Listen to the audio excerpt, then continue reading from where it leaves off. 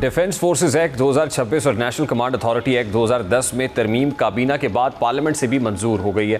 हुकूमत और अपोजिशन में कई माह की तलखी, महाजराई और एक दूसरे को ललकारने के बाद अब बर्फ पिघलने लगी है। वज़ीर आज़म शहबाज शरीफ ने अपोजिशन को मुज़ाकरात की दावत दी। वफाकी काबीना के इजलास से खिताब करते हुए शहबाज शरीफ ने वाज़ेह पैगाम दिया कि हुकूमत बातचीत के लिए तैयार है, मगर ताली एक हाथ से नहीं बचती। हमने हमेशा मुकालमे को तरजीह दी। अब अपोजिशन पर मुनहसर है कि वो कितनी जल्दी तामीरी मुज़ाकरात के लिए तैयार होते हैं।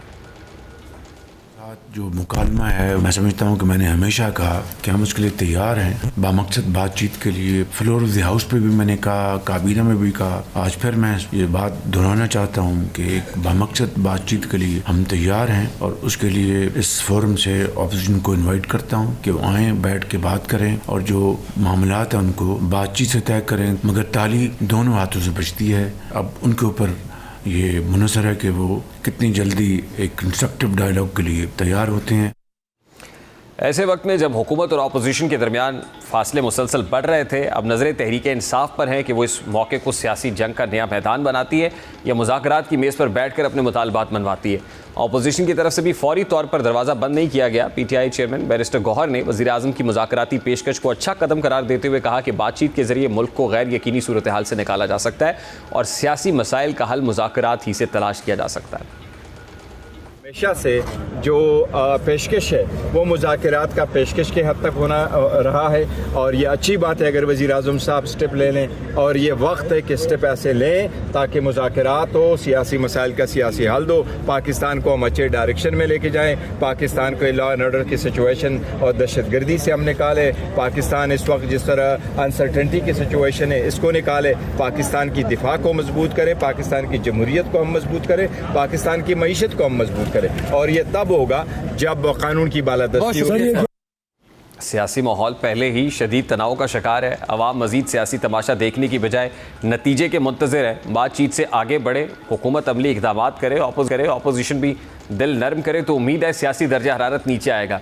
अपोजिशन से मुस्लिम लीग नून और पीपल्स पार्टी के अलग अलग राब्ते भी जारी हैं। पीपल्स पार्टी के चेयरमैन बिलावल भुट्टो ने PTI से पार्लिमानी कमेटीज़ में फ़ाल किरदार अदा करने और कानून साजी में ताउन की अपील की है। दूसरी जानिब वफाकी काबीना के बाद कौमी असम्बली में भी डिफेंस फोर्सेस एक्ट 2026 के मसवदे और नेशनल कमांड अथॉरिटी एक्ट 2010 में तरमीम के बिल की मंजूरी दे दी गई है। वज़ीर दिफा ख्वाजा आसिफ ने बिल कौमी असम्बली में पेश किया और इसी दौरान अपोजिशन ने वॉकआउट किया, ताहम दोनों बिल कसरत राय से मंजूर कर लिए गए।